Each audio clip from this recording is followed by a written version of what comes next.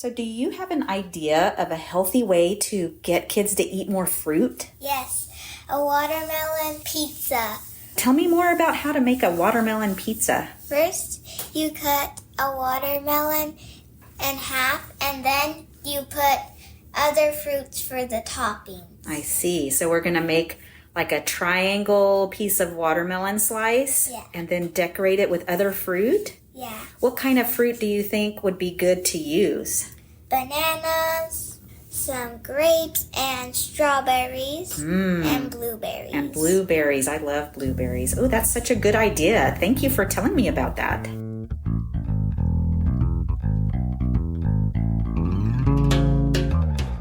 Welcome to Eat Your Greens with Dr. Black, Small Bite Edition. This podcast is all about supporting families in their efforts to give their children a solid foundation of healthy eating habits that will last a lifetime. I'm your host, Dr. Angela Black. I'm a board-certified pediatrician with over 20 years of experience.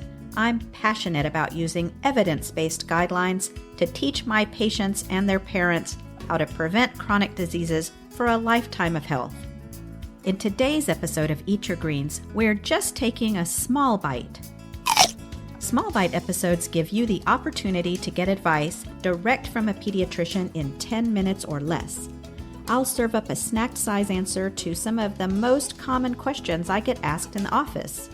Don't forget that this podcast offers general health information about nutrition and feeding of infants and children.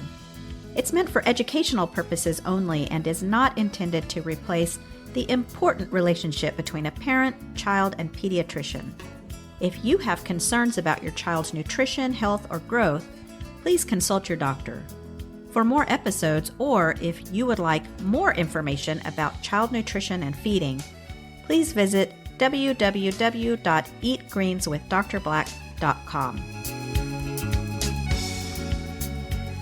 Welcome to episode 21 of Eat Your Greens with Dr. Black. This episode is the final segment of a 3-part series meant to help people who want to make healthy changes to their diet but don't know how to get started.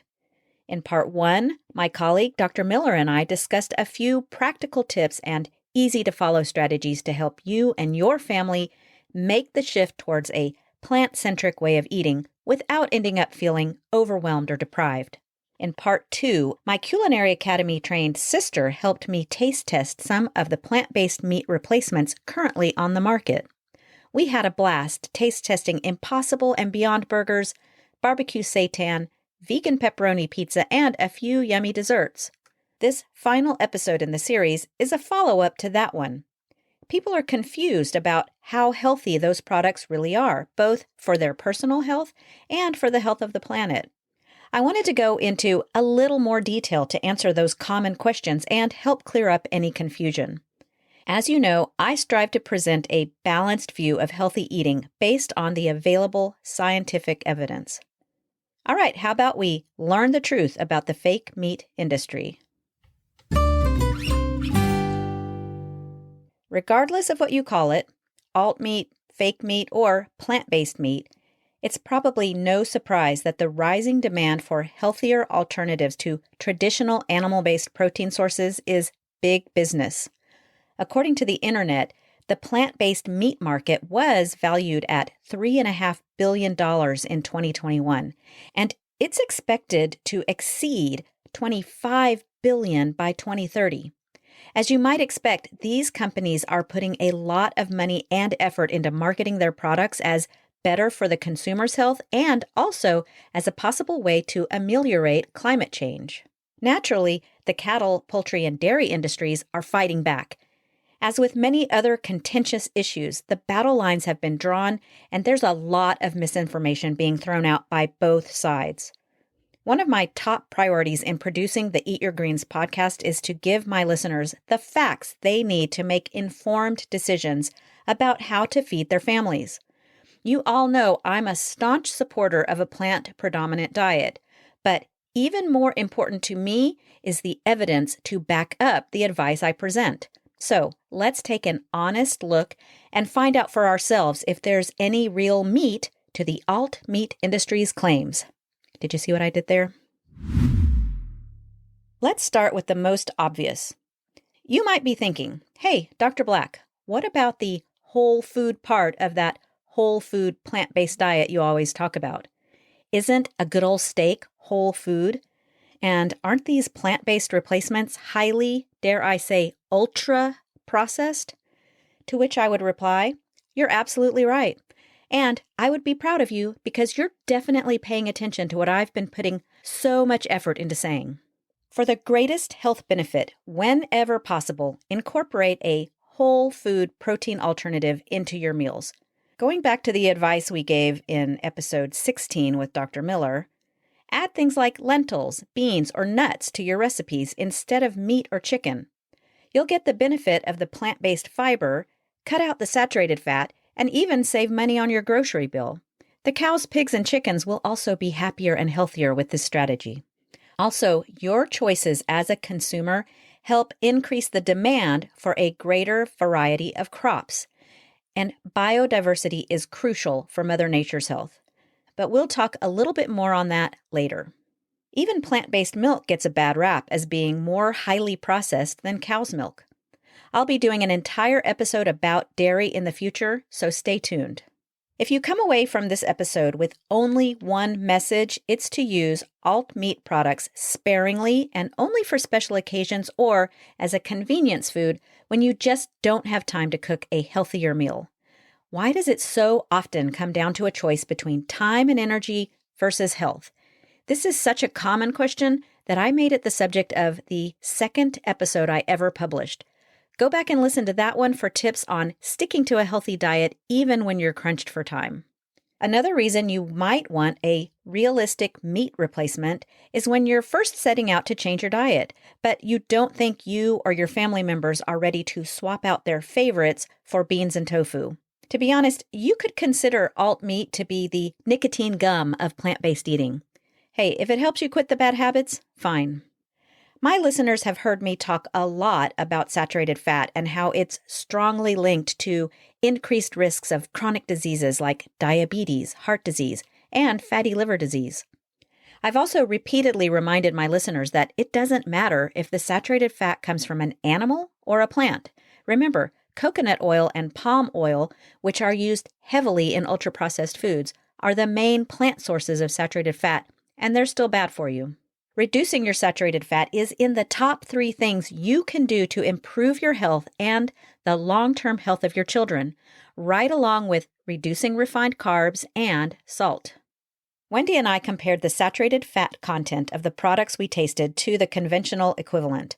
For example, both Impossible and Beyond burger patties had the same amount of saturated fat as a 1/3 pound, 90% lean beef patty. But just a small increase in the fat content of the beef burger, like going from 90 to 80% lean, doubles the grams of saturated fat, and it just gets worse from there. The vegan pepperoni we tried had just 1/6 of the saturated fat of conventional pepperoni, and it didn't come with the added cancer risk associated with processed meat. One product we didn't try is the Gardein brand's answer to chicken nuggets. Now, I'm going to admit that I eat these a bit more than I should because it's just too easy to throw a few nugs in the toaster oven when I'm tired after work. I do at least heat up some frozen vegetables to have on the side, but now you know one of my guilty secrets. These are very realistic nuggets that will fool even the pickiest eater, and they aren't made with coconut oil, so they have only 0.5 gram of saturated fat per a 6-piece serving. Now, compare that to the whopping 4 grams of saturated fat per 5-piece serving listed on the Tyson frozen chicken nuggets package. Naturally, I can't go an entire episode without mentioning fiber. Now, no one is going to claim that alt meat is a good source of fiber compared to, say, beans or lentils, but as you may recall from the last episode, the Impossible Burger patty had a whopping 5 grams of fiber. That's the equivalent of about 2 tablespoons of beans worth of fiber. Okay, listeners, pop quiz time. Who remembers how much fiber is in meat? Oh, I see a few hands up. If you said none, you passed the quiz. Let's examine some of the other common criticisms that you'll hear about alt meats. In addition to saturated fat, some critics argue that they can also be high in sodium and calories. Additionally, they may lack certain nutrients that are abundant in whole plant foods or animal meats, such as vitamin B12, iron, and omega-3 fatty acids. Now, on the other hand, the heme iron that you get from meat is pro-inflammatory, and it may be too well absorbed. Unless you have severe anemia, it's healthier to get your iron from plant sources like green leafy vegetables. Just be sure to add a side of vitamin C-rich fruit to boost the absorption. B12 is an essential vitamin because animals can't make it, and that includes cows. Historically, cows got their B12 from the soil clinging to the grass they ate. It's also made by the bacteria in the cow's stomach. On modern industrial cattle lots, B12 is added to their feed to ensure high levels in the resulting beef. Plants also have to get their B12 from bacteria. Some mushrooms and seaweed can provide a dietary source, but strict vegans should make sure to buy products that are fortified with vitamin B12 and should also take a supplement. Actually, the recommendation is that anyone over age 50, regardless of the diet they eat, should take a B12 supplement because absorption declines with age and deficiency is common. Also, ask your doctor if you should take a B12 supplement if you take drugs like metformin or proton pump inhibitors for reflux, as these medications can reduce B12 absorption. As for omega-3 fats, seeds like chia, flax, and hemp are excellent sources. You can add them to your smoothie, baked goods, salad, whatever, and reap the health benefits. Another common complaint is that plant-based meat alternatives often contain common allergens, such as soy, wheat, and gluten. For individuals with allergies or sensitivities to these ingredients, finding suitable options can be challenging, and cross-contamination issues may arise in manufacturing facilities. Of course, anyone with actual celiac disease knows that many foods can have hidden gluten. For example, when boneless chicken breasts are plumped by injecting them with salt water, there can be gluten in the brine. So if you have a severe allergy or intolerance, you have to be cautious regardless. What about genetically modified ingredients? Some plant-based meat alternatives contain GMOs like soy and corn. Critics of GMOs raise concerns about their potential long-term health effects and environmental impact. Now, whether or not GMOs are actually bad for you or the environment is another hotly debated issue, and I do plan to do a future episode exploring what the evidence has to say. The obvious counterargument here is that the vast majority of GMO corn is grown to feed the bazillions of cows and chickens in CAFOs rather than for use in plant-based meat alternatives. If this is important to you, then go with the Beyond brand because it's made with organic, GMO-free proteins from peas, brown rice, mung bean, and faba beans. Impossible products, on the other hand, are made with GMO non-organic soy protein. Also, recall during the taste testing that my family unanimously agreed that the Beyond Burger was the best in terms of capturing a realistic beef burger experience. On the super slim chance that a Beyond Meat Company rep is listening, hey, how about sponsoring my podcast? Now, going back to my earlier point about processed foods, another criticism of alt meats is that the manufacturing process used to produce these products may involve technologies and chemicals that are not well understood by consumers. Critics argue that more transparency is needed regarding these processes and their potential effect on health and safety.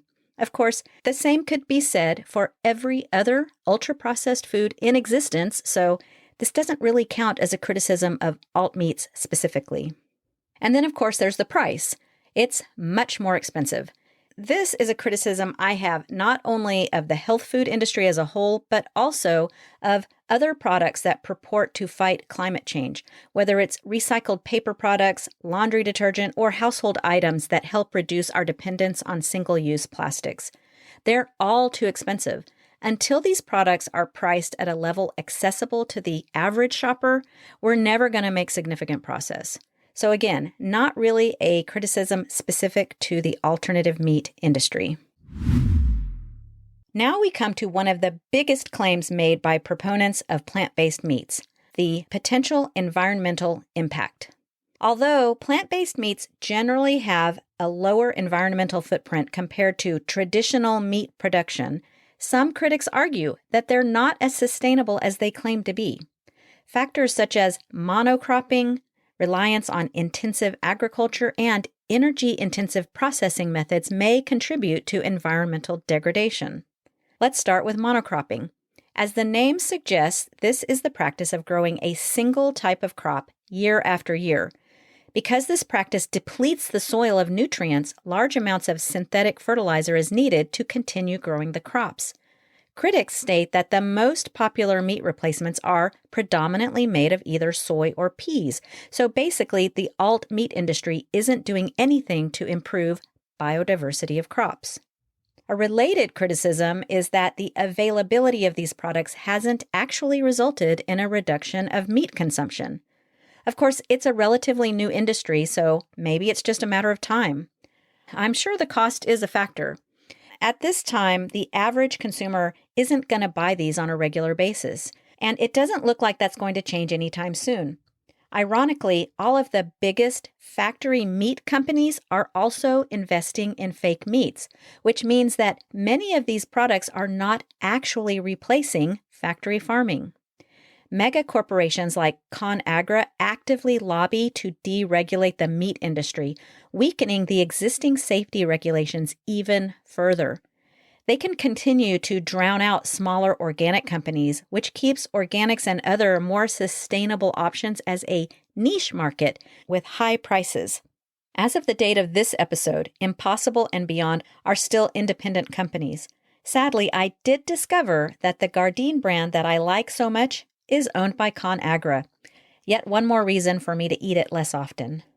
Basically, I think that these arguments are pretty weak given how damaging large-scale animal agriculture is to the environment.